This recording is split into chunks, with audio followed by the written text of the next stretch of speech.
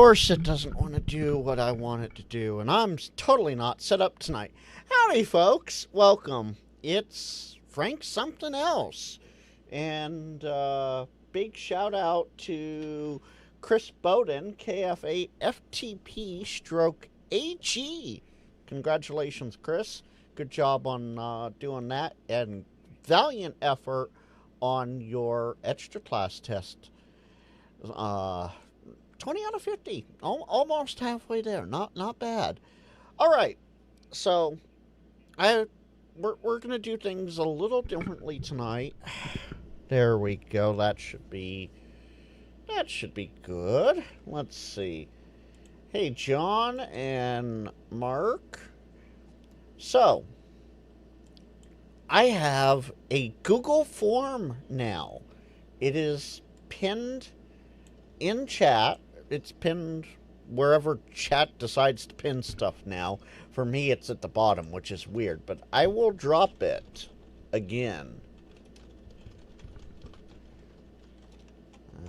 Come on. I don't have it set up as one of my hotkeys yet, so I have to manually enter it.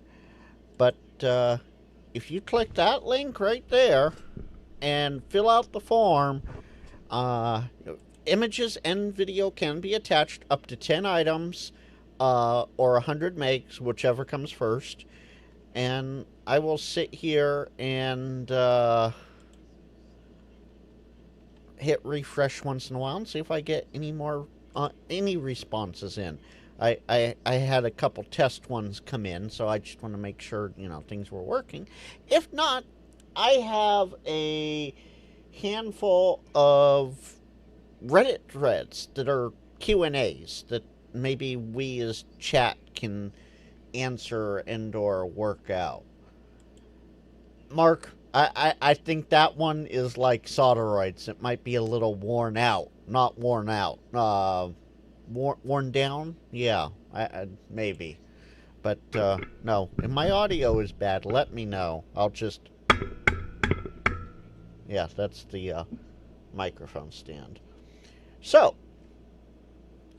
with that, I am, however, not in Discord tonight. The CPU on this thing is not behaving. So, I'm not in Discord on the main machine, so I can't easily bring things up. I have to go over to the other machine, but as usual, the Discord Fix My Shack submissions. You can drop stuff there, you can email it, you can drop it on the link there. Yeah. Mark, you keep thinking that. Absolutely. It might be funny again, for sure. And we'll see, but, yeah. So, there we have it. Sorry, distracted by, the whole Chris Bowden live stream. That was a lot of fun, watching him, 5 minutes. 5 minutes after, I don't know how much studying, probably a couple months. 5 minutes to get his general test taken. That was, it's a bit muddy. Oh no. Now you're gonna, now we're really gonna have to, unless Hollywood's in chat. Hollywood, you in chat? Is my audio muddy? Let's see, where's my studio? Unmute that. Kick my in-ear out.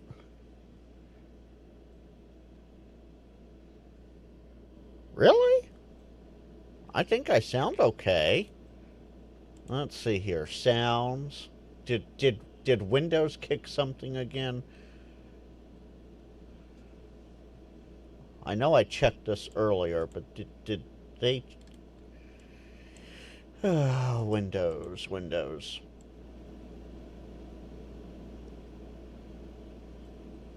Okay.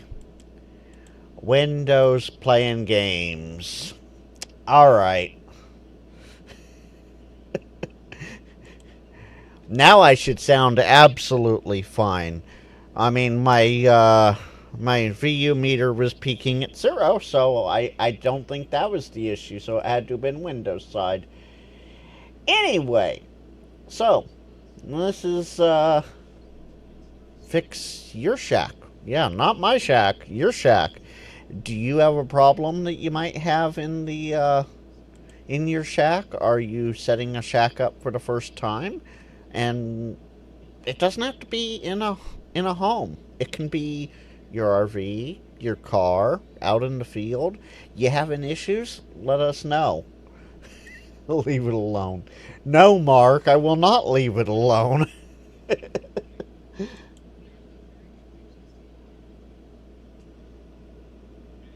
So, yeah, who has shack issues? Actually, instead of just sitting here asking about it, what I'm gonna do, I'm gonna take that up there out of my way, and we are going to screen share. Let me turn off something here real quick. We'll turn that off. Yeah, there we go. All right, so I'll be watching chat a little bit, so if you have a problem, let me know. Good evening, Jason. Good to see you in there. So we'll start with this one. Nice and easy. Portable HF antenna recommendation for 40 and 20. Now, all these are out of the ham radio Reddit subthread, so these are all questions from in there. This comes from Yankee Oscar 3 Echo Golf Oscar. They have a G90 by Zygu at the home QTH, an apartment block with an in-fed long wire on an 8-meter fiberglass mast. Noise is terrible, S5 to S6, even with ferrites and counterpoises, classic urban problem. Since G90 runs directly off a car battery, they want to build a portable kit for field use, looking for antenna ideas that are easy to deploy and pack up, multi-band if possible, mainly interested in 40 and 20. So, while we wait for chat to come up with some ideas here, I'll go through what some others have said. Someone else has used a portable all-band doublet in-fed. It does require handy trees. Someone else mentioned an in-fed half-wave, so you get all the bands. Someone else said the Buddy Pull Deluxe. Interesting choice there. The Pac-12 antenna was also a suggestion here. And these are all recent threads, so they're not like days and days old.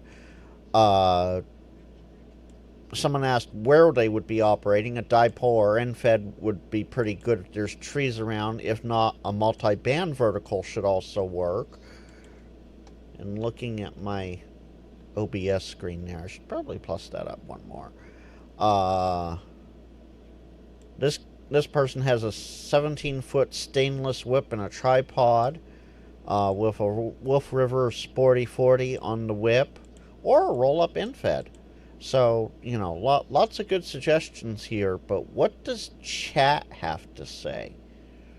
Does chat have a good one or two to talk about here?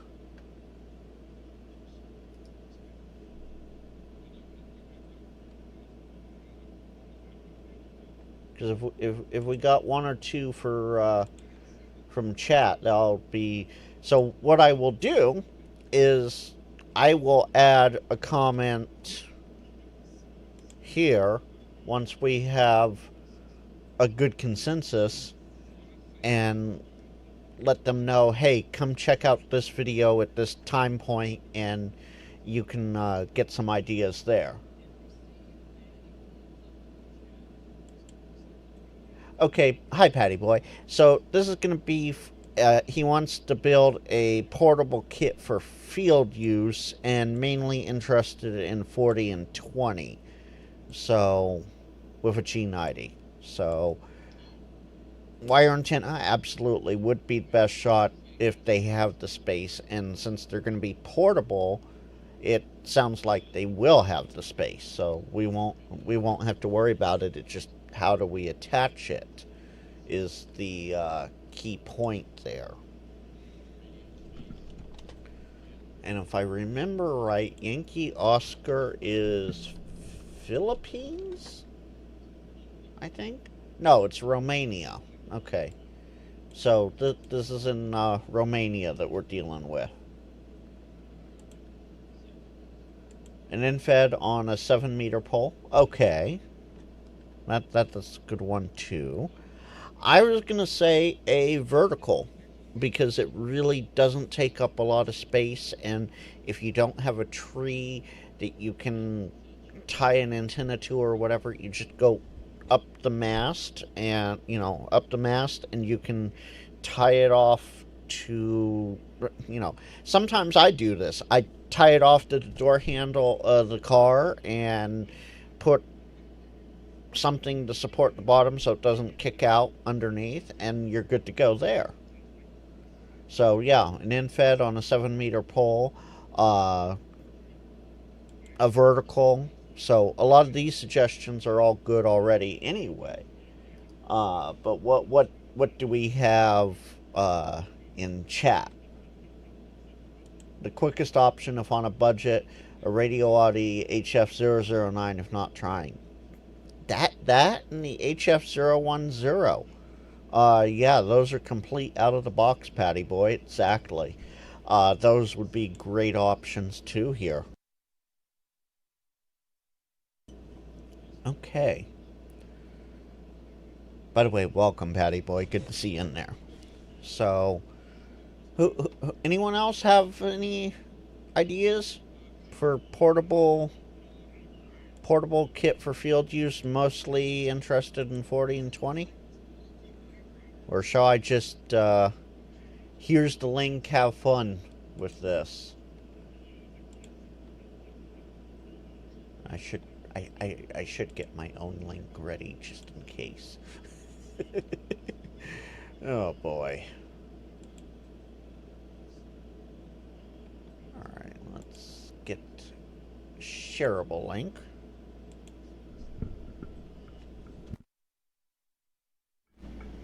Alright, there we go.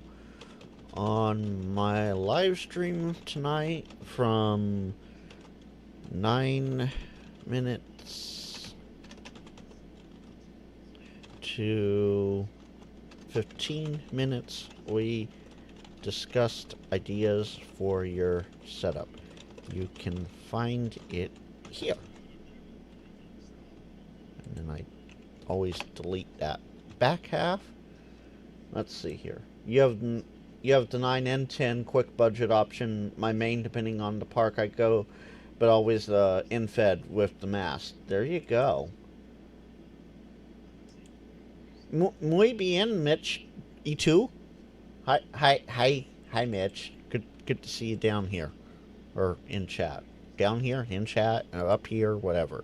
All right, commented. All right, let's go to the next one here. And I don't have to switch tabs. I don't have to tell anything to switch tabs here or anything. So, this guy, gal, whoever, this person, this human, at least I hope they're human, this human, they are GMRS licensed, working towards their ham license as well while practicing a bit with the GMRS world. Fantastic. Great way to dip your feet into the hobby. So far, you've been limited to HTs and 25-watt car mobile radio, working for my next step, which is a home-based setup. He plans to get a 50-watt GMRS unit and once licensed, get another ham unit with at least 50 watts too. My search shows that a 30-amp unit should be able to run both without a hiccup. I know math says a 50-watt radio can get by with a weaker unit, but seems like a 30-amp unit is the consensus for multiple units. By the way, this person's looking for power supply recommendations. Hi, Sean. Good to see you in chat. The question is, what unit would the group here recommend? Something that will not break the bank like Astron units will.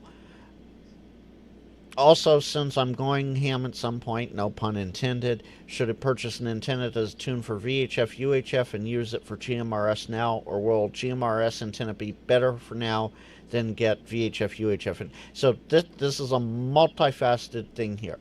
For starters, on the power supply side, this is going to be my 2 cents here.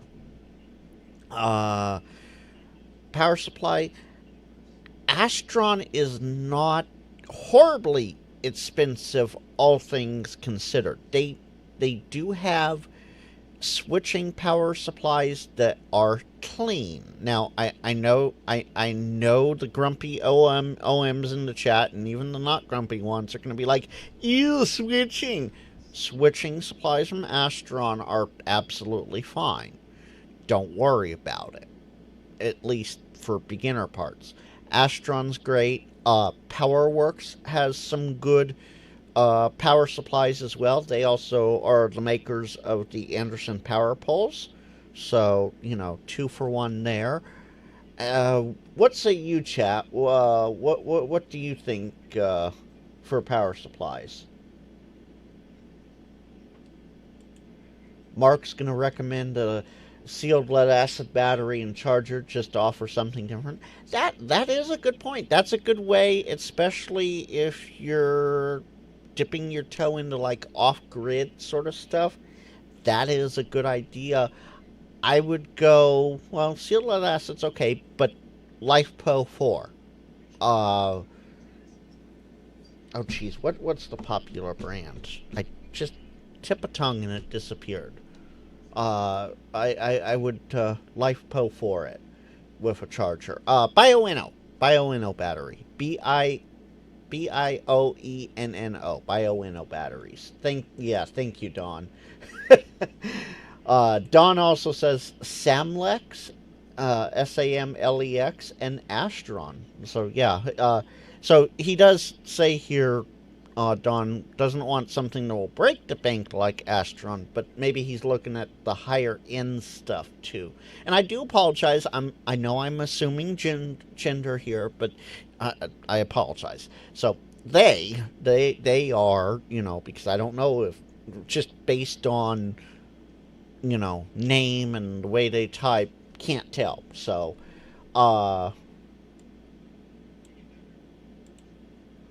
let's see here. SLA don't give a darn. It's full send all the time. That is true, Mark, but aren't SLAs a little more sensitive to that drop-off of when they hit that minimum, that's it, they're gone, no, into life for that charge? At least that's how I've always had it.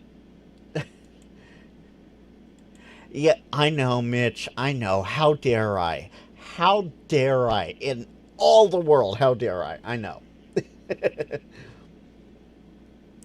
Lee says that he has a Yaesu switcher, which works fine. Anything at a major ham retailer like HRO or 3X Engineering. Okay. So, those will definitely help, absolutely. Now, for the second half of this, since you're going ham at some point, should you purchase an antenna that is tuned for VHF, UHF, and use it for GMRS now? No. Okay, let me. The GMRS antenna is outside the ham bands. Will it work on the UHF ham bands? Sure. Are you gonna get some power shortage? Some less than optimal things happening? Absolutely. So, yes, get a dedicated VHF, UHF antenna, or if you have the funds for it, because I know budget is always a big thing. If you have the funds for it, get a dedicated VHF antenna and get a dedicated UHF antenna. That way you don't have to worry about stuff. But a dual band antenna would be just fine for a dual band radio. Absolutely. Let's see. So Patty Boy uses the Elenco DM30, which handles his Yaesu FT891 is under 175. Okay, so there we go with the power supply. So, chat, what say you about the antenna situation? get a antenna that's tuned for VHF, UHF, and use it for GMRS, or keep the antennas separate and get a dual band for the ham stuff.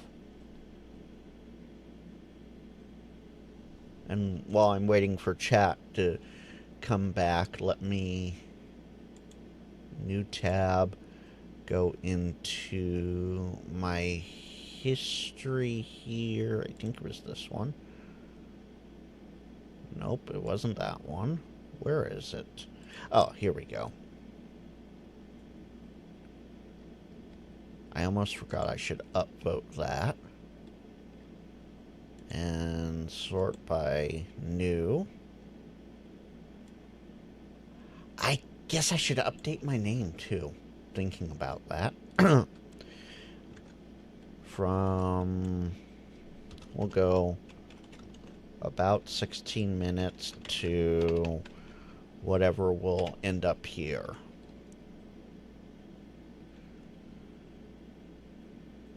Hey, Glenn, good to see you in there. So, Glenn, tonight we're doing something a little different.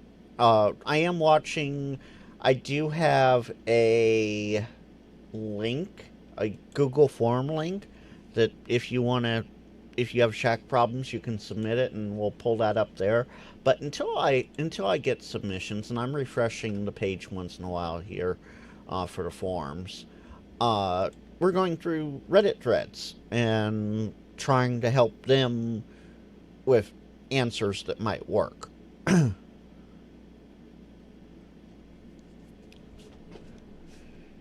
So,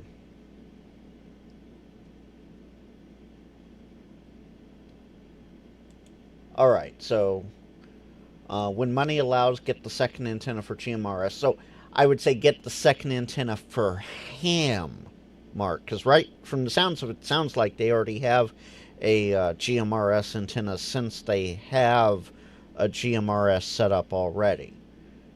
So, there we go. It's only a problem at high transmitting duty cycles, which they'll only see doing data ham bands. So, yeah, FT4, FT8 sort of stuff. So, tune it to ham bands. SWR was always about a 2 or lower in the ham bands, but yeah, keep them separate. So, there we go. I think we have... Let's see here. Don, I'll get back to you in a second there. So, Mark, they're already in GMRS. They're working towards ham, and they wanted to see well, we covered the power supply already, but with the antenna, should they stick with the GMRS and or get a dual band and use it for everything? The way I'm reading this here. So, okay, I think we have, let's see here, 25 minutes.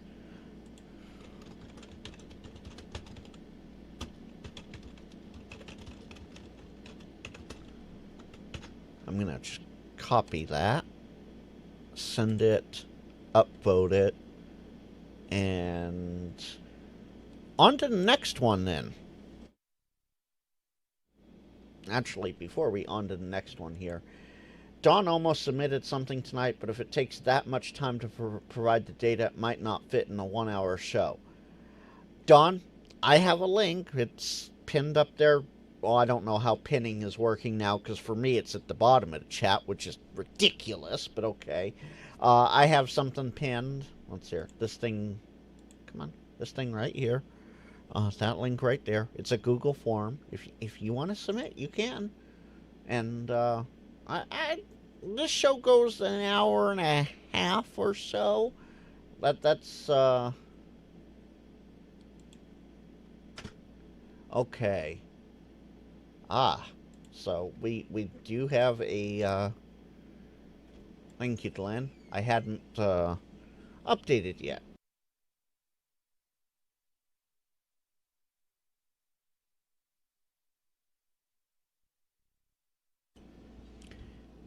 Dinner interruption, folks.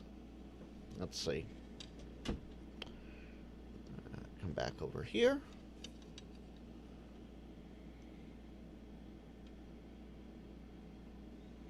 That is hamburger on French bread with a very obviously green salad. Because it goes through the green screen. Alright, put that over to the side for now. Oh, looks good. I hope it's good. It smells good, Dawn. I won't find out until the end of the show. Needs more cheese. Yeah, maybe. Yeah, maybe. Alright. Glenn, let's see what you got here. Let's open up. Alright. Best method for getting coax through a wall to the tower. Mains power claw, 16 by 6 junction box with collars. Thoughts? Okay. This one is really, really stupid, simple, easy. Glenn, like stupid, simple, easy. And I know Dawn will back me up on this one. I'll drop the link for this. But KF7P boxes. You have all your coax going out neatly and into the house with however much you want. And you can get a grounding bus. Very customized. And you self-customize. It isn't... you buy whatever they have in stock. You can literally customize. You can have junction boxes, tower post mount, Defender series entrance panels, fiberglass boxes, wall mount bottom hole boxes. There are so many, and you can customize how... Are you not going to load the page for me? There we go. They also stock and install polyphaser, alpha, delta, and Morgan Manufacturing surge protectors in the boxes. So, they have everything. You can customize how it's done. Large entry panel with 3-inch pipe through wall. Extra large entry panel. You can get them colored so that it sort of blends in with whatever the side of your house is, so it's not sticking out like a sore thumb.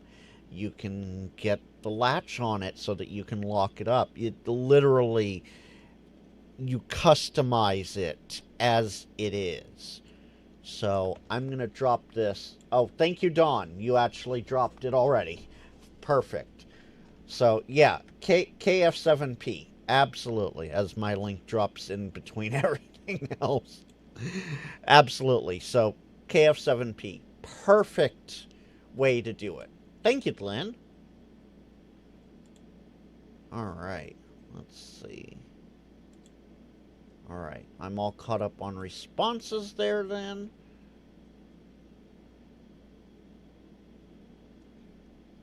Yeah, there we go. Back to the way I want it. Alright. This next one. This one is a good one. New to HF, looking for mobile radio recommendations. Oh boy. Yeah, this is going to be a good one, absolutely.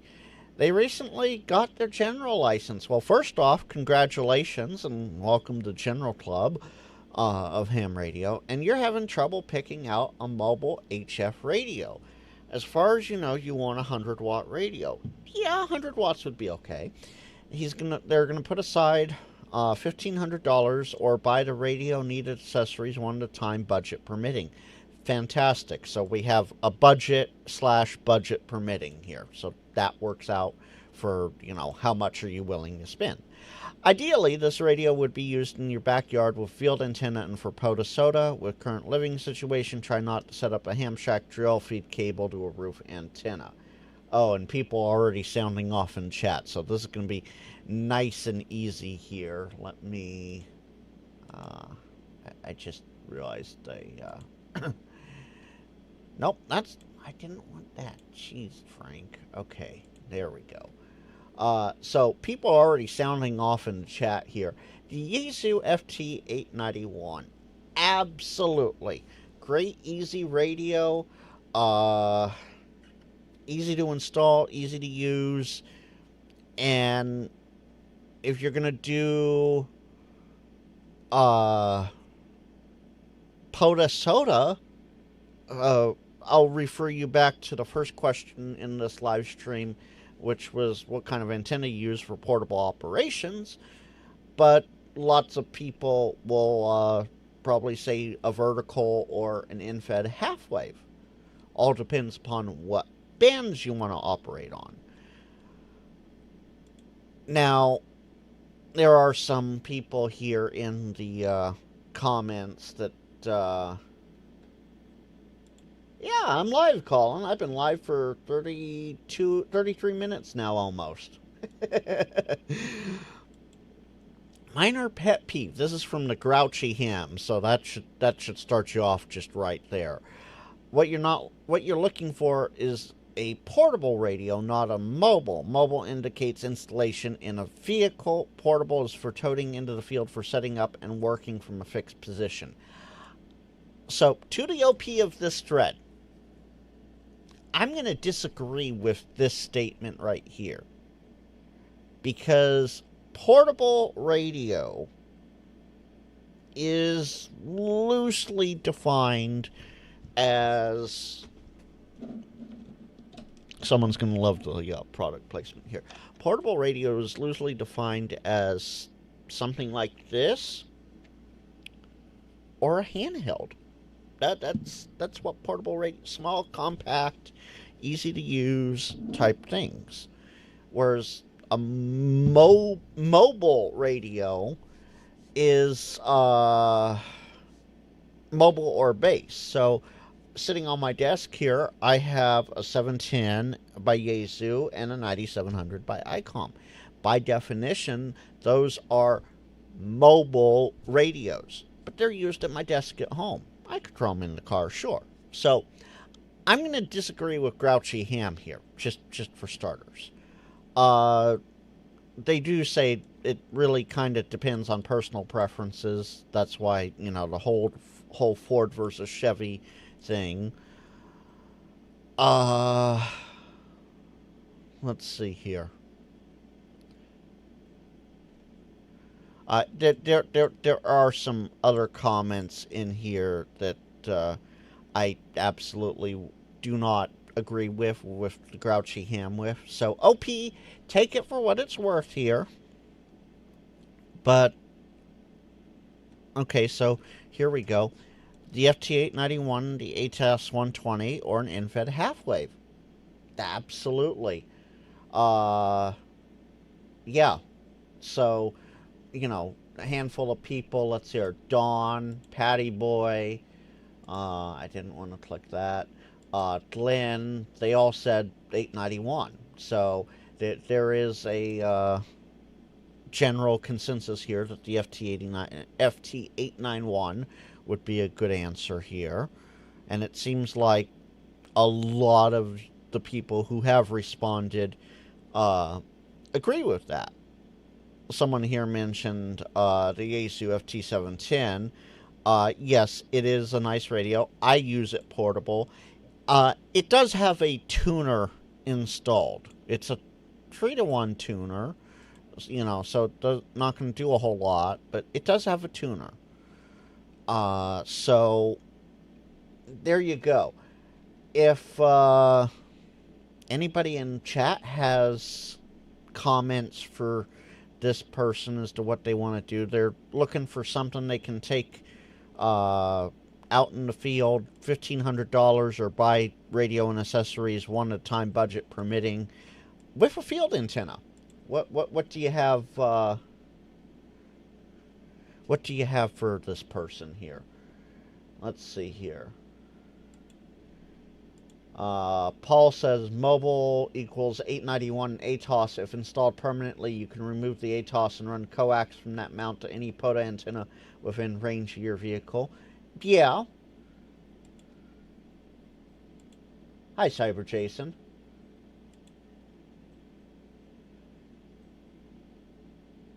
Let's see. Yeah, funny, Glenn. Yeah, absolutely. So, to the LP, Jason has a good point here. Get the most expensive radio you can afford. That is ideally the important part right there. Get the most expensive radio you can afford.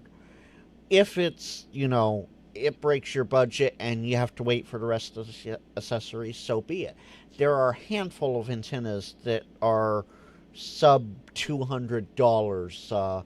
One of which was mentioned earlier, the Radio Oddity HF009 and the HF010. Something to check out there.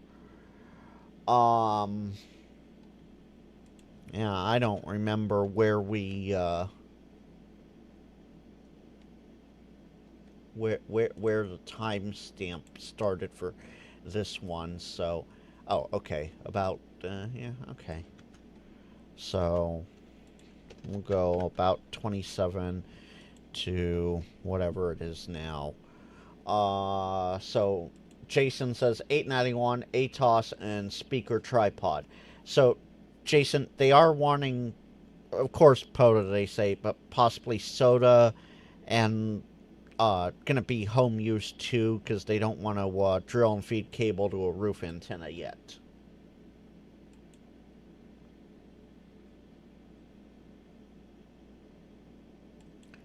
So, Patty Boy, as far as they know, they want a 100-watt radio.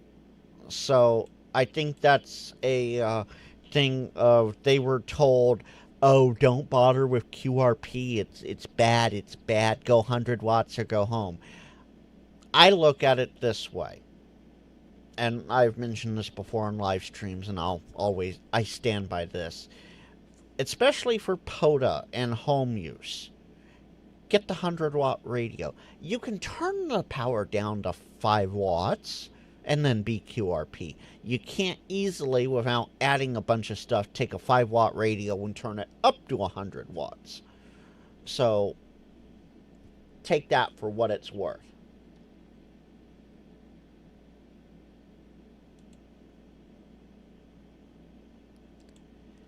Okay, so, Dawn, I don't know what the tags are technically for here in the ham radio subreddit.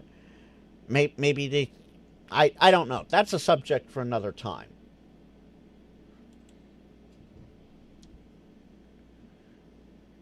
So, I think we've covered this one pretty well here. Let's see here. So 39 minutes. Let me just copy that. Let me go into my Google form, see if anyone else has submitted anything here. Nope. Okay. So so tonight, just for this tonight, I created a Reddit account, and I just haven't updated my user profile to show Ham Radio Wilderness or my call or anything. I have a Reddit account. I'm not about to show that mess on live stream, so I created an account just for this. All right. There you go. All right, so we'll end it with this one here for that one. For this one, WB4HAT says they started out with a Wolf River coil because they aren't that expensive. There you go. All right, now this one I'm probably going to be able to answer myself because I have an FT710 and I've had this happen. They're having a transmit signal problem. They ask, hello, why is my TX signal too wide? Problem occurs only when I connect FT710 to specific PC. When you use laptop or other PC, everything works fine. Now, they did attach an image here, and I'm going to zoom in. Come on, there we go. So, here's the primary signal at 14074.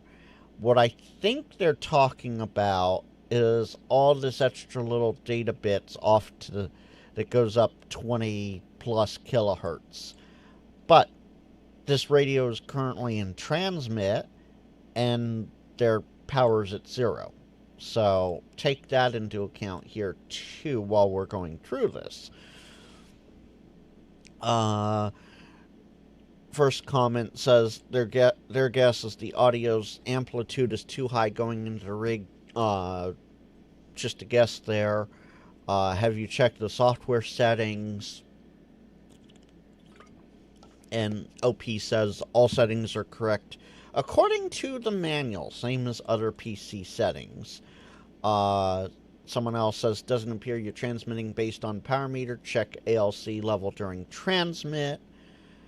Someone else is having the same problem. Receives just fine, but when they transmit, the power meter dives and buries the left to 0. Checked all PC sound settings, USB codec confirmed on WSGTX. So, I have had this issue too, and it is just... It's a funky little issue. I'll be honest. It's a funky little issue. Basically, you have to go in and tell your sound settings on your PC. You have to shut down all the extras that Windows does. So I will pull up my sound settings, because I currently have my 710 plugged into this computer. So once my sound settings come up, here we go. Bring this over here. Now, unfortunately, I can't plus this up too much. So this is my radio here. You want to go into your properties. You want to make sure your speakers are set at a reasonable point. I usually leave mine at 69 because, well, 69. You want to disable all enhancements. Get rid of all that. Don't let anything happen. 16-bit, 4800 hertz DVD quality is fine. Some people have said 44.1 works better. I have not noticed a difference. Turn off spatial sound. Make sure that's off. That is a key one. And then in your recording tab, same thing, go to properties. Do not listen to this device. Make sure that's shut down. Make sure AGC is on.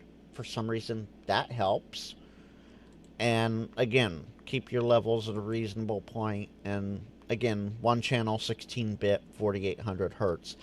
But allow applications to take exclusive control of this device.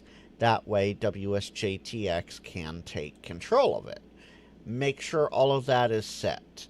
And then, let's see if I can fire up JTDX here without too much happening.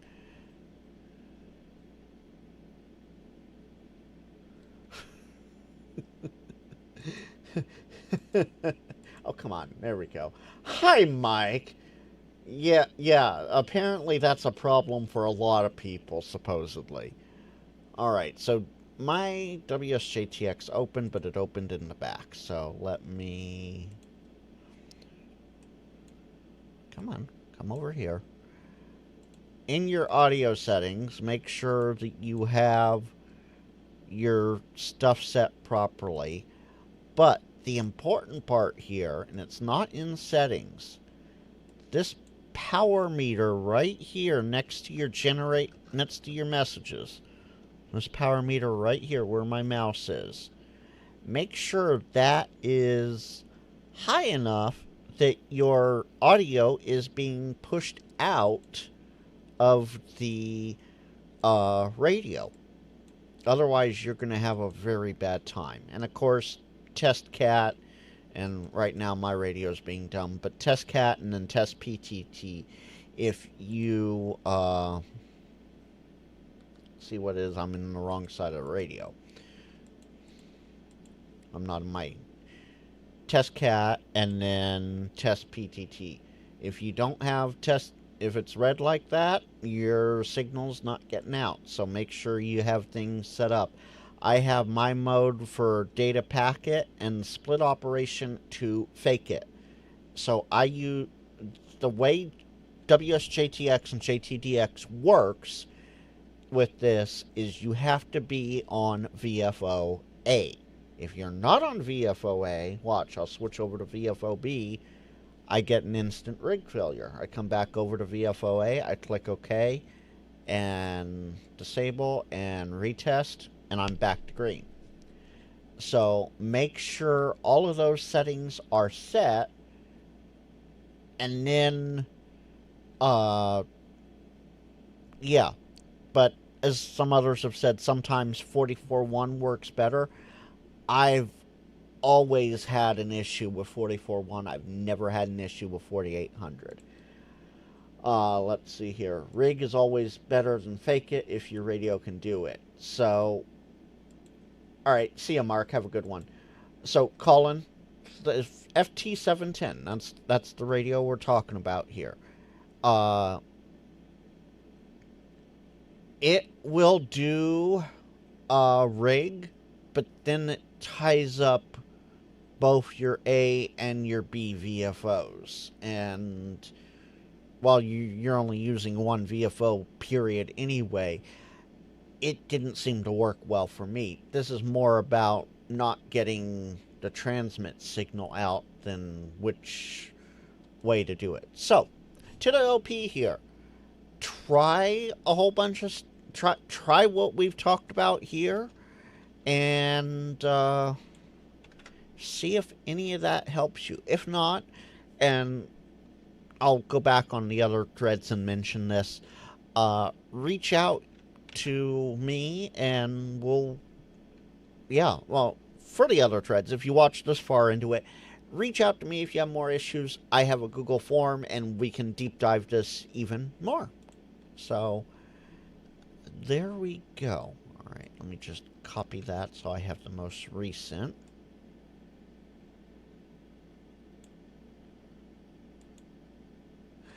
Oh, yes. Yeah, absolutely, Colin. Make sure you check mark hold transmit frequency. Absolutely. All right, and of course, let's see here. Mike's still in chat, so Mike, $20 is $20, right? All right, so 49 minutes here. Differences between these two Baofangs. Very new to ham radio and just bought the second one. I'll show that in a second here on screen. Not sure if they bought something that is a fake or just a different line. Are there any differences between these radios, and should they return it to get this other one? So the first image they show is the Baofeng UV5R Mini. It's a 2-pack. It looks like it is one of the blue clear-ish models. The one they got is the Baofeng UV5R Mini, which, well, to the keen eye here, you notice the keypad between the two are a little different. They look exactly the same. Now, there are a handful of comments here because, you know, it's Baofeng. You can't have a post with Baofeng without a lot of comments. They are different keypads, but the FCC ID is the same, which makes things complicated. It doesn't make it that complicated, but okay. The first pick is the UV5R Mini, and the second pick is the Mini 5. They're both UV5R Minis. Okay. And of course, TechMine compares the two. Absolutely. The one with the up and down buttons is the newer model, aka the Mini 5. So basically, it's just a newer model. But at the same time, it doesn't matter. Handheld is handheld. You didn't buy a bad product. You didn't buy a wrong product. You didn't buy anything odd. It's just an upgraded model. Yeah, Colin has it. That's the Mark II. The second one is the Mark II. Of course, I clicked my own link. Come on, there we go. So you didn't, and this guy here has this person here has it. I think all of their radios have essentially the same guts with just different molded plastic on the outside and different firmware on the inside. For the most part, that is 100% correct. Let me switch back over here to the main screen. I have a Baofeng UV5R Mini. I have a Baofeng UV32. Essentially, the internals are the same. This puts out 10, this puts out 5 watts. That's about the only difference. And, of course, the size, because, well, you need a little bigger of a board and stuff for 10 watts than you do 5 watts.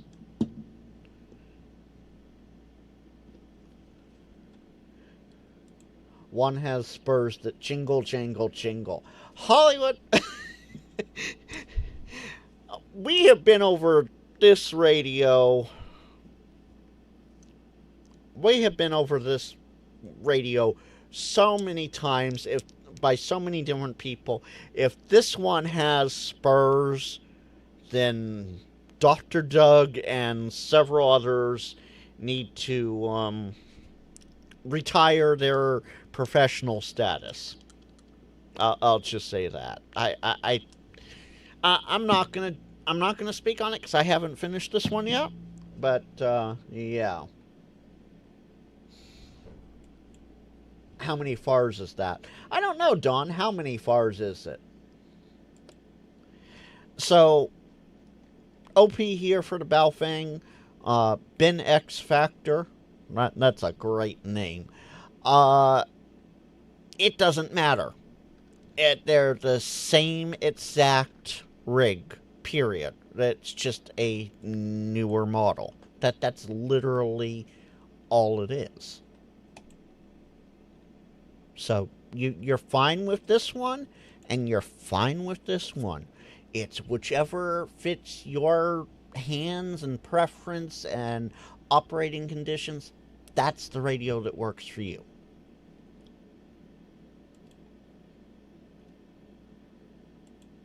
Don, I'm not going to go down that rabbit hole. That rabbit hole has been EOD kaboomed. Yeah, Joshua, exactly. Use case scenario. What works for you, use it. Alright, let's see. Okay. Yeah. Oh, we're already up to our last one. I only had 6 of these, so... And then I see Dawn has something in here. So, Dawn, we'll get to that in just a minute. Want to get started. Looking for a starter. Hello! I am interested in getting into ham radio operation. Okay. I'm gonna rabbit here for a second. I'm gonna rabbit down this hole. For those that are new, and those that may not know, ham is not an acronym. Ham does not need to be capitalized. Yes, Stewie. Ham. Okay, Stewie, thank you. Ham is just ham. It's a term. It's technically, in a way, an acronym, but it doesn't need to be capitalized. Doesn't need any of that. So just HAM, like everything else in text, is fine. All right, rabbit hole done. Any advice on the absolute best beginner radio, and maybe a book you can go through with exercises, etc.? Okay, so let me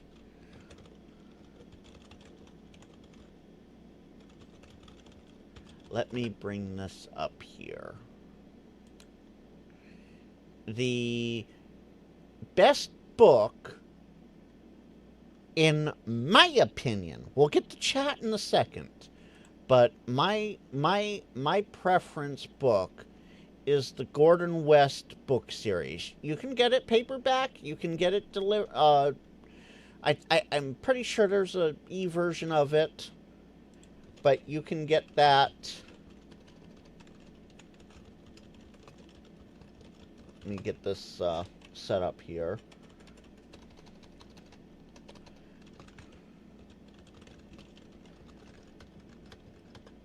So I dropped this in chat for when the OP, when and if the OP watches this. I dropped it in my chat. I will leave a link in the comment I leave here as well. The Gordon West book series is a great book series to start with. This is a joke, but he was there when Marconi invented Morse code and sent the first transmission of all time. I'm choking. He wasn't really, but that's how knowledgeable and how long he's been around. Gordon West has been there for everything. He is constantly updating, constantly changing the books to make it fit into the current test session. So that's what I would say with book. Uh, hamstudy.org, ham radio prep, those are both online tools that will work. I've heard good and bad things about both, so your mileage may vary. One of them doesn't maybe show all the questions that they should show you, but I don't remember which one that is. Maybe chat does. So there you go. That's her book. The best beginner radio, however, that is going to be a more complicated one because we have to sit there and go, what's your budget? What kind of space are you working with? And what do you think you can do? Since you're just interested in getting into ham radio operation, those three key questions are the important ones to ask. So, we can tell you, go get a Baofeng, go get a Yaesu, go get an ICOM, go get a Kenwood. But we're going from $20 to $700 there. The $700 radio might be great for you if you're tech savvy. The $20 radio might be great for you if you just want something simple and easy. The best beginner radio is variable. And then, of course, as Dawn said, what are you using it for? That's the other part. So, it is complicated, but I am more than willing, if you want, we can deep dive this more. There are a handful of comments here. I do like the first one here the most. Of course, it's sorted by best for that reason. Ham radio is the hobby of 1,000 hobbies. There's no one best radio for that reason. Start studying for your license test and maybe find a local ham club. That part I will slightly disagree with. Find an online welcoming ham club that will help you. I can think of 3 off the top of my head. K-Toads, Kilo Tango Zero Alpha Delta Sierra. I'll leave links for all this. K-Toads, We4DX, and K7SPR, the Southern Pacific Railroad Club. Those 3 clubs are welcoming, open. They aren't filled with grumpy old farts that don't care about what you want. They care about what they want to shove on you, okay? The local clubs, you could get a bunch of grumpy old farts that go, oh, I've been doing this for 60 years, and if you can't pass your Morse code on the first try, then you shouldn't be a ham. You do not want to be a part of that kind of club. You want a club like the 3 that I mentioned that go, all right, cool, welcome. How can we help you, and what are your interests? Those are the kind of clubs that you want to join. Dawn has a few here, K5WRK, K5CCL, and Long Island CW.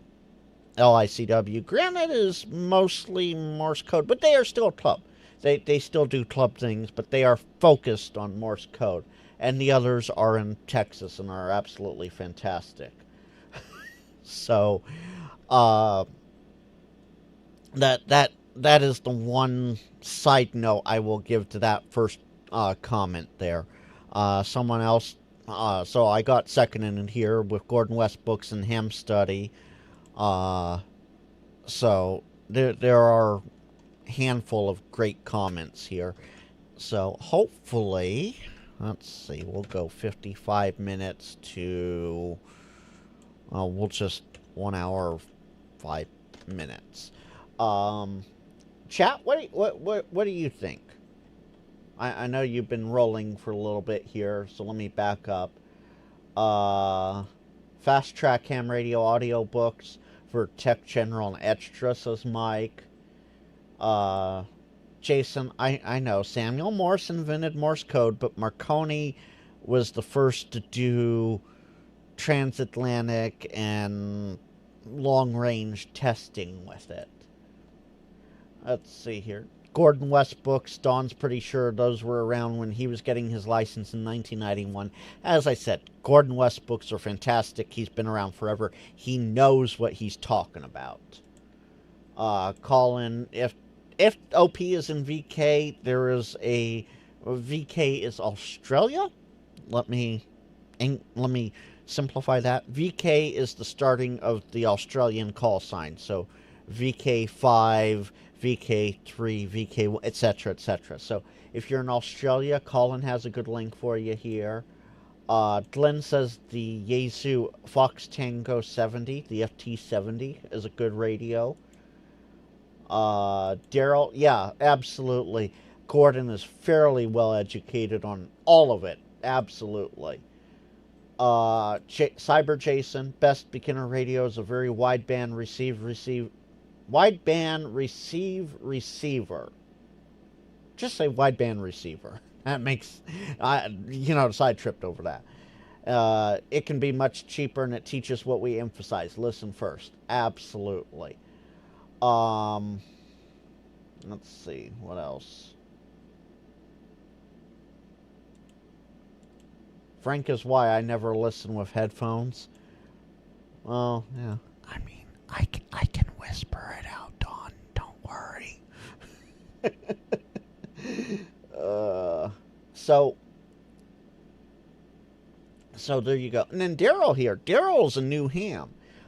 He found a local older ham that he talks to almost every day on UHF, and you keep each other busy tinkering with different modes. Not really your Elmo per se, but he keeps me researching all kinds of things. That is fantastic, Daryl. I'm glad to hear that. Absolutely. So, yeah, Mike, I'm not surprised.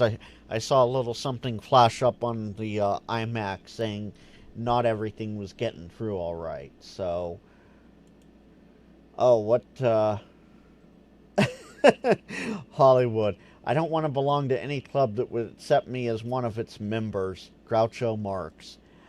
Hollywood, you're technically... yeah, you're technically part of K-Toads because you were in the Discord and you are part of the channel, so you're part of the club. So, yeah. So, to the OP here, Evil's Bane X. Hopefully you find this helpful. If you have further questions or anything else, feel free to reach out, and we'll try and help you as much as we can. I host these live streams every Thursday evening at 9 p.m. Central Time. That's 7 Pacific, 10 Eastern. So feel free to drop on by if you have any further questions you want to try and work out. All right, let's see here, Dawn. What do we have here? All right, night, Mike. Have a good evening. All right, let's look at Dawn. What is the problem Dawn is having? Let me switch back over like that. That way I'm not looking up at that monitor so much. You're trying to get a cable made to key your amplifier from a Brick 2 clone.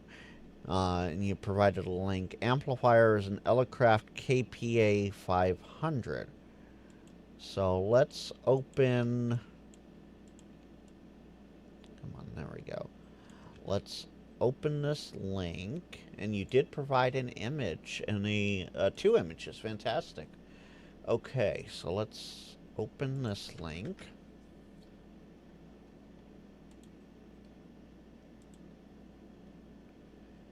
Oh, the page I'm looking for is not found. Dawn, do you have... Is there a, error in that link somewhere? I can't tell, but I'm getting... Let's see. Bottom right. I'm getting, an error with... And I'll drop it in chat just to make sure. I'm getting an error with that link, Dawn. If you have a better, proper link that might work, feel free to drop it in chat. Meanwhile, let's bring these images down here. And then plus these up. Oh, it plussed up the Google form, not the actual image. Alright, so we're looking for cable made to key the amplifier. So that's KPA 500. So we're looking for PA key to key out.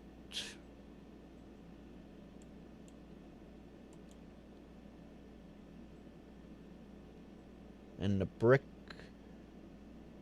2 clone.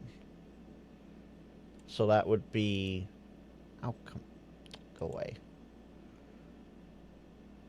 So that would be this column here, the brick 2 SDR. Is that right, Dawn? Okay. Let's see. What do we have here? Ah! Okay. So let's take a look at this. Let's see.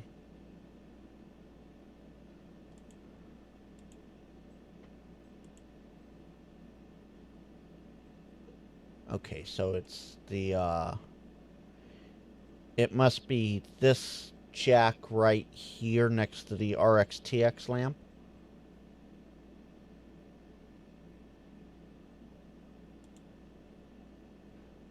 Okay, not a brick 2, but you sent me the brick 2 SDR link. It's on the back. Okay. Is it this PSA 1?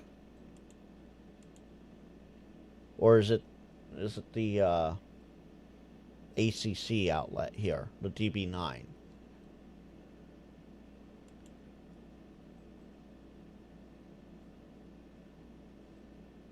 Okay, it's the ACC. Alright, so you have the brick HD SDR. Alright.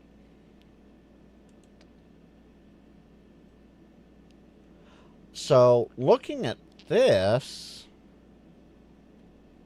and you want it to key the amplifier. Do you want it to change the bands too? Because if I remember, looking at this, the KPA 500 is just, what is that? The RCA jack, right? So if the if it's just an RCA jack on the KPA 500, I would think DB1 and then DB8 and call it a day. Okay, so it is RS-232 to RCA. So I'd use pin 1 and pin 8. I know you want the pins 2 through 7 for band control. Let's see here. What does Colin have here?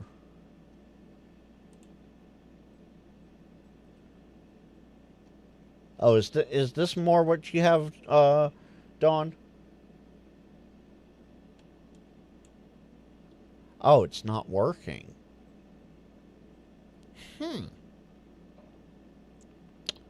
Okay.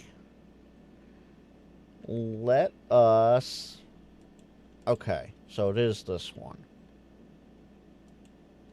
The inspiration. Ah, so it's this kind of, it's a vertical port. Okay. Let's see. Of course, their images are open a new tab to... Jeez, okay. Hollywood, I think I'm going to have to throw this one to you, perhaps. Let's see. I love it. That cable wraps around to here.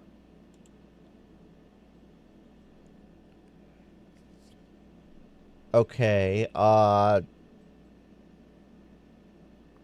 scroll down a bit. Control of an external PA amplifier or accessories. Ah, thank you, Colin.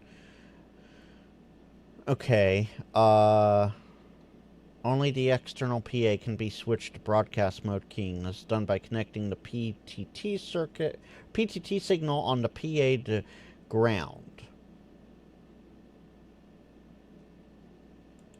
Okay, Hollywood, so Don here is trying to get a cable made to key the amplifier, which is a KPA 500, from his Brick 2 clone. So we're looking at this device, which Colin just linked up here just a few minutes ago, and I'll just... Oh, come on. There we go. I'll just drop this back into chat real quick. That is what Don has, and he's trying to link it to a KPA 500 by Ellicraft. So if we zoom in here,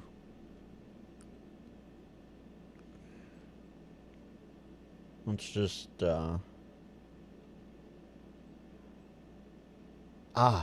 we might have it here, Don. All outputs are biased by the power supply, and the required band output is grounded when in use open collector. If you need BCD hex output, as in Yaesu and Ellicraft, just PM them. So it sounds like they have the information for you. They just haven't kicked it out to the public yet. So I would use that link that trying to figure out the wiring. So it has it right there as to which it is. Hey, Quirky James, good to see you in here. So that link that I just dropped right before, yeah, in chat. I'm pointing the invisible chat here. That I just dropped right before you said that. Click that, and I'm sure somewhere in here they have a contact us, right? Somewhere. Schematic and source files, production pictures. Let's see here.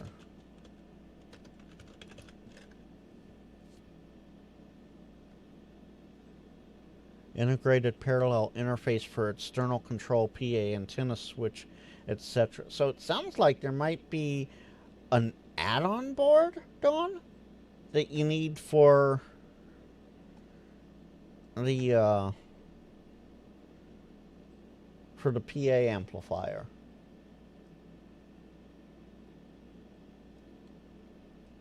And then Hollywood says he'd wire the transmit line first, verify polarity, of course. Once the amp is happy, and we'll key from the rig, then go after the band switching. Yeah, that's exactly what we're trying to do here for Dawn, is just the basic get it to PTT type thing right now.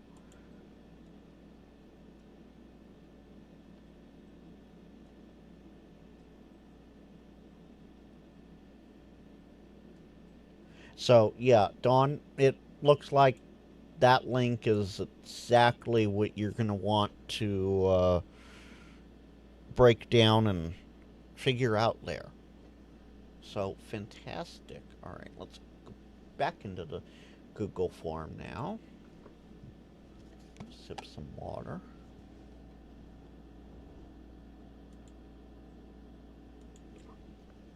All right. Wow. We snapped through 6 Reddit threads and And the problem with Dawn here, you have a square and it keys the amp. Okay. So, you know the amp side is working. Uh, so, Dawn, do you have a cable that... I know I'm going to butcher this, so please bear with me and, work it out on the smart brain that you have here, Dawn. Do you have a cable made up that's RCA to DB9, and have you done the test on just DB9? Don't hook it up to anything. Just short the pins, if you will, to make it kick the amp into transmit. Have you done that? And the cable was confirmed working?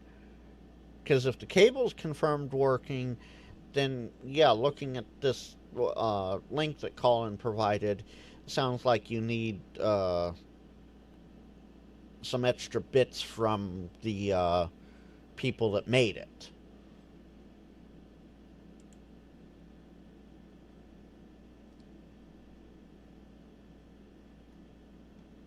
Oh, that is a tiny one. Well, tiny is a relative term. So the Square SDR uses DB9 to RS-232 as well, then.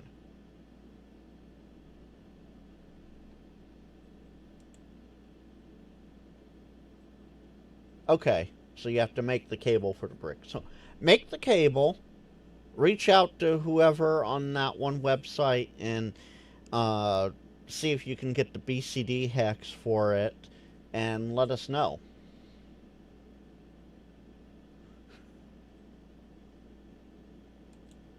Alright, let me free up a few tabs here. There we go. Now help you with a rubbish Apple I'm sorry, calling for starters. Apple's not rubbish. I know y'all are about to fire off in chat, but Apple's not rubbish. An iPad, get photos off of it. USB-C card reader with a micro SD card would work. No, unfortunately. So, how old is the well, not that, can't be that old if it has USB-C. What I would do, Colin, and this is what I do if I want to avoid using cloud services like iCloud or Windows Cloud or whatever, or even Dropbox. If I want to avoid using that,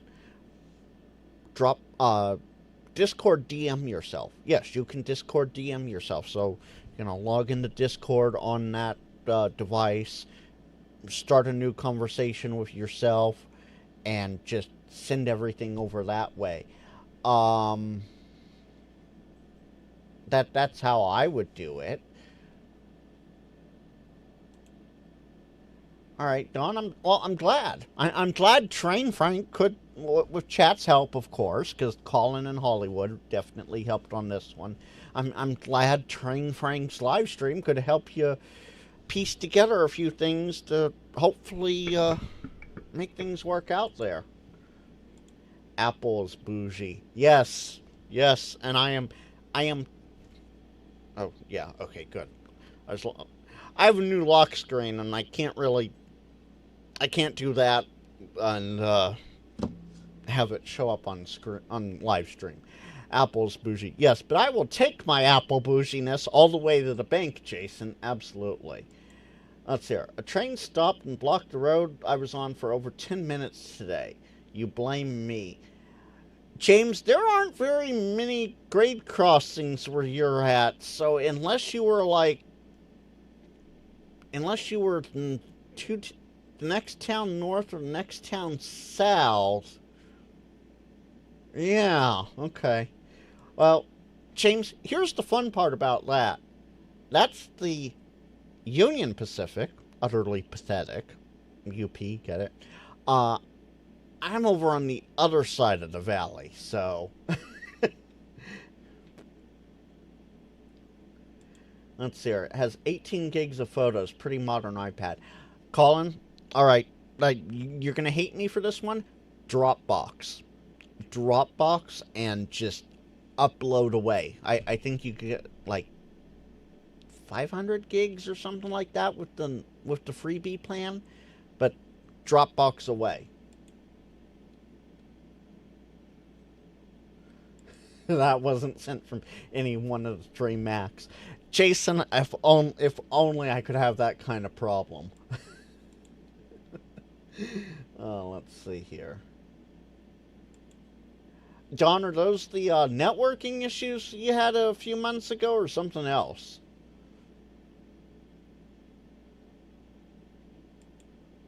Based on your follow-up there, networking is probably it. Jason, UP, northern part of Michigan that everyone forgets. Yeah, well, I mean, utterly pathetic. What do you... There's a reason why... Do this the right way, Frank. There's a reason why there's this right here.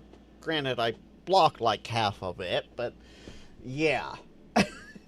See, Glenn has it too. Dropbox and done. Absolutely, Colin. Queeby. I've never heard that one before, Sean. That I'm gonna have to look into that too.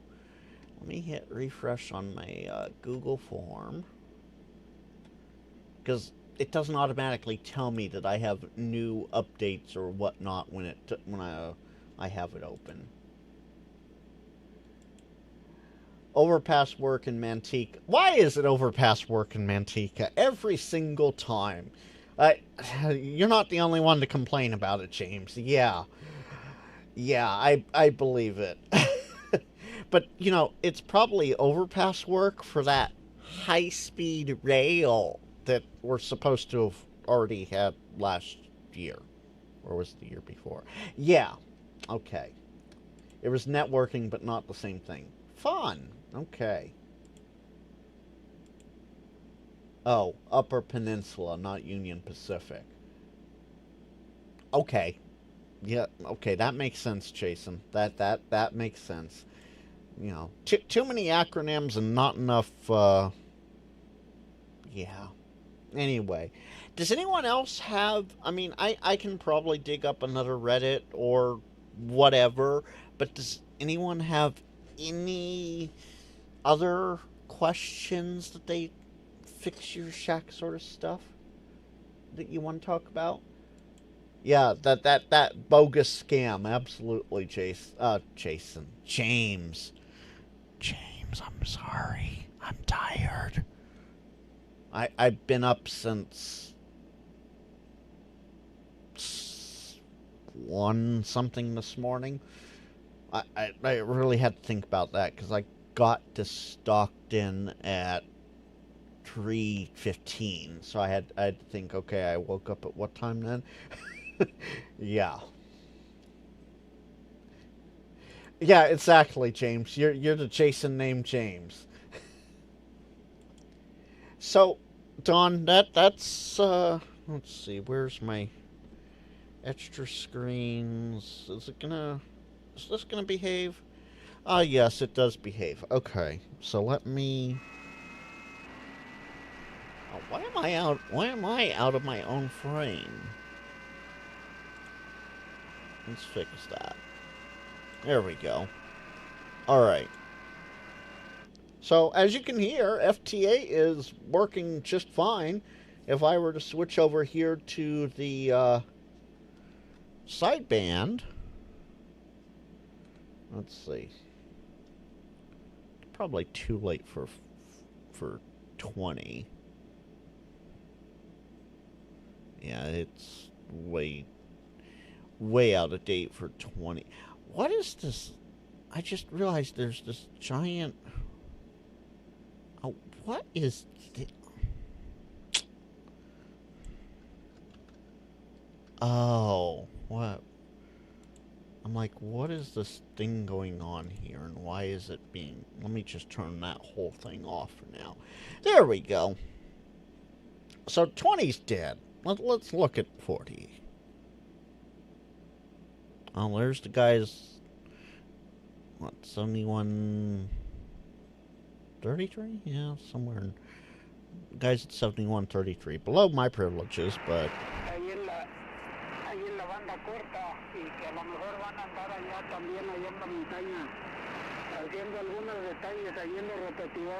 Oh, yeah, no, let's not.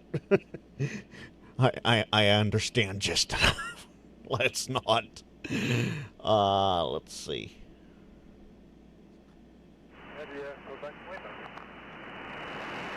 All right, Ray. Well, I hear you up here in Western Oregon. I haven't put you into QRZ yet, so let's mark her. How about hearing rain? Yeah, we're doing fine. I thought I'd say hello. I saw the bat was kind of going bad. It went to 275. There you are. Hello, Oregon. Anyway, we're putting about 400 watts out. We got all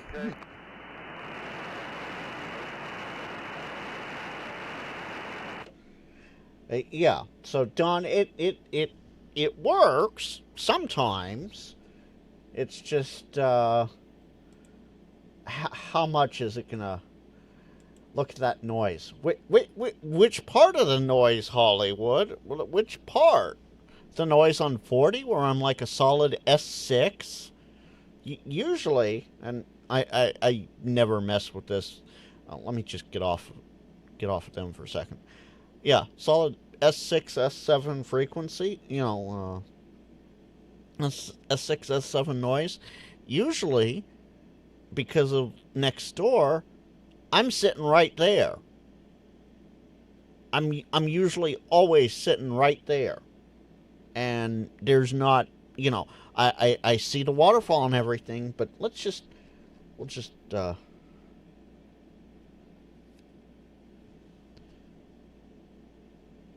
minus whatever that spike there is. We'll move up a little more, maybe. This is what my waterfall looks like 90% of the time. So for me to hear anything at any point in time in the day or night is amazing. Oh, wait, James, you okay, that must be FT8, because there's no way you're on sideband right now, on 15. Oh, I know 20 can go all night, but I know we've also been hit with a bunch of solar crud.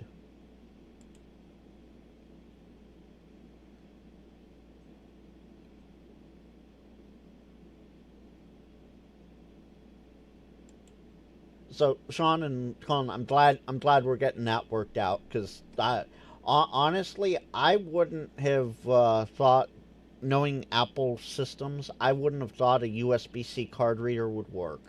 And hi, Travis. Good to see you in there, and good to hear you checking in on the coffee break net in the morning.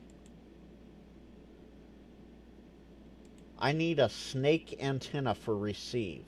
Is that like a loop on the ground or a beverage, Hollywood? Because I have one of those, and that's actually, oh yeah, that's actually what runs my FT8 receive radio. Jason, I just need a new QTH. Oh, James. James.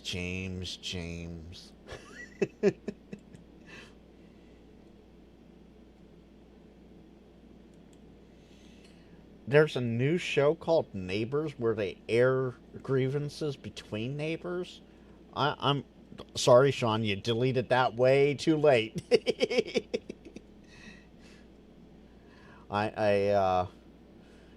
Yeah, that would be interesting. Log is a loop. Snake is a coax. Snake is a coax with a short at the far end. Both lie on the ground. Huh. Okay. That's I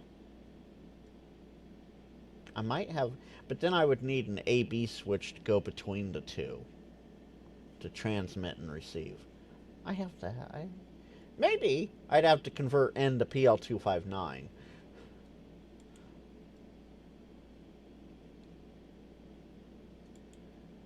Oh, let's see here. Travis, you happen to wake up early enough to be able to check in, considering how much of a night owl you are.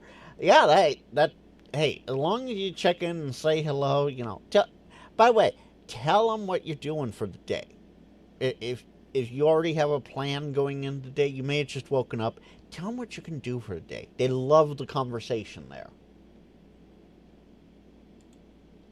Ah. Shark RF M1KE or a DA72X and Pi Stars. So, what is the DA72X? Oh, that's a BTEC radio.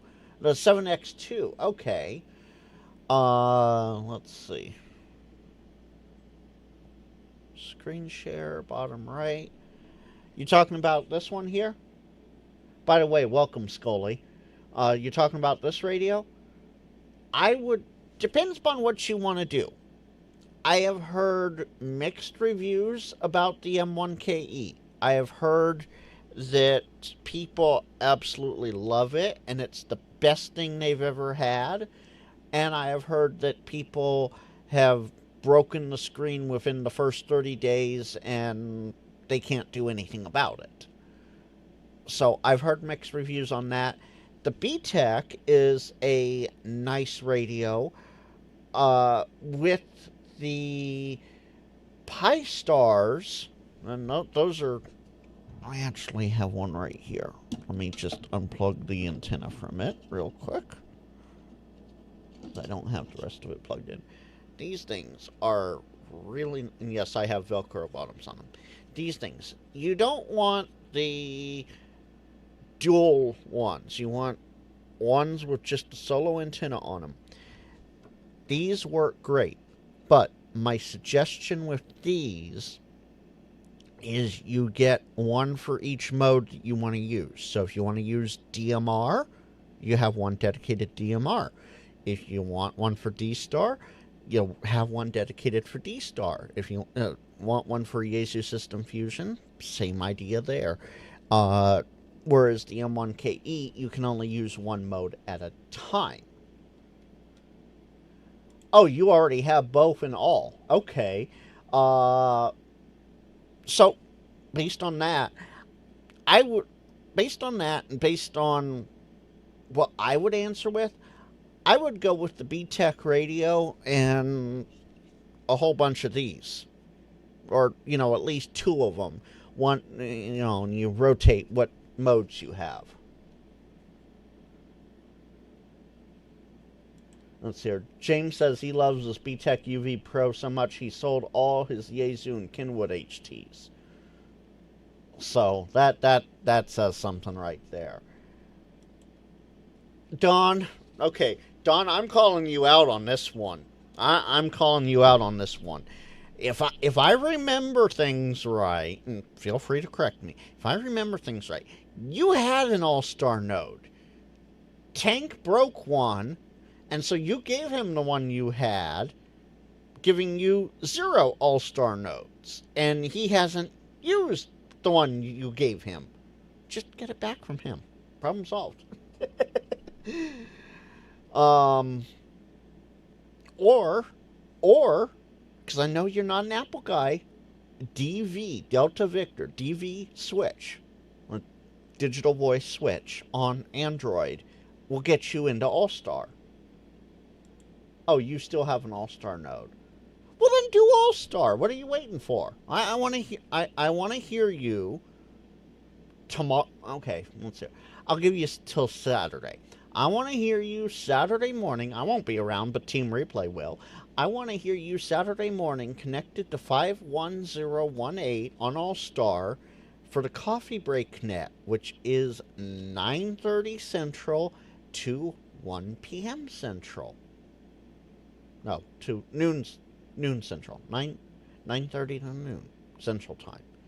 I was confusing Eastern Time there for a second. 9:30 to noon Central Time. 51018. And you can hear yourself on my live stream for the Coffee Break Net.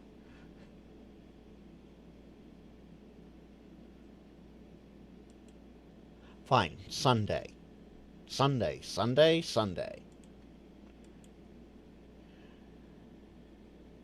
Jeez, VX6R and FT5DR died within a week. No explanations from HRO or Yaesu. That's horrible. I'm sorry, Scully. I'm sorry. No. Okay, here. 51018. So that is the W6EK repeat There we go. W6EK repeater. I live stream the Coffee Break Net, which happens every single morning, 7 days a week, almost 365 days a year. I live stream it, and yeah, come on by, say hi. I'm not net control. There's a various handful of net control operators. I just bring it to the social media side. Oh, James, you're funny. You're funny. Yeah, keep going, James. All the combinations. uh, and Jason, Easter Island, not the holiday. Yeah, Cyber Jason, 867-5309. Yeah, absolutely, absolutely. So, with that, folks, if there's not any other questions, or let's see, I'm just gonna hit refresh up here on the Google form. Let's see, can I get back up to the top still? Yeah, I should be able to. Oh, just barely. Okay. Well, I have it right here. So, if you, and you don't have to do it live. You never have to do it live. But if you have any shack problems and you want to have them explored here on the live stream every Thursday night, click this link, fill out the Google form with the information, and we can work it out like we did with Dawn's problem tonight. And Dawn, come back next week and let us know if things worked out. All right, Dawn. I'll hear you Saturday, maybe tomorrow before the HF net. But after this live stream, I'm gonna have my overnight live stream that starts where you guys get to listen to all the radio stuff I have. That's VHF.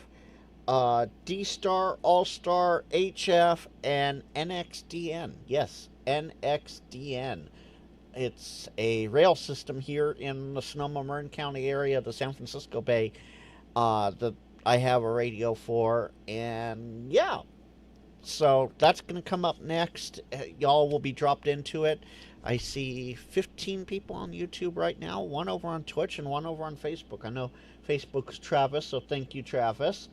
Whoever's on Twitch, thank you, and to all the 15 of y'all on, oh jeez, James, we need to all start pranking Frank's overnight live stream. Yeah, James, you can hit like 4 of the repeaters that are in that, and then all the digital modes too, so have fun. And EOD Kaboom has it right. If you haven't hit that like button yet, why not? Hit it, and, let's see. Ooh, Dia Dupa! Hey! You got blinders on until extra completed, then shack build out. Well, when you're ready to build that shack out, you know where to come to ask questions. Until next time, 73, and put on, y'all.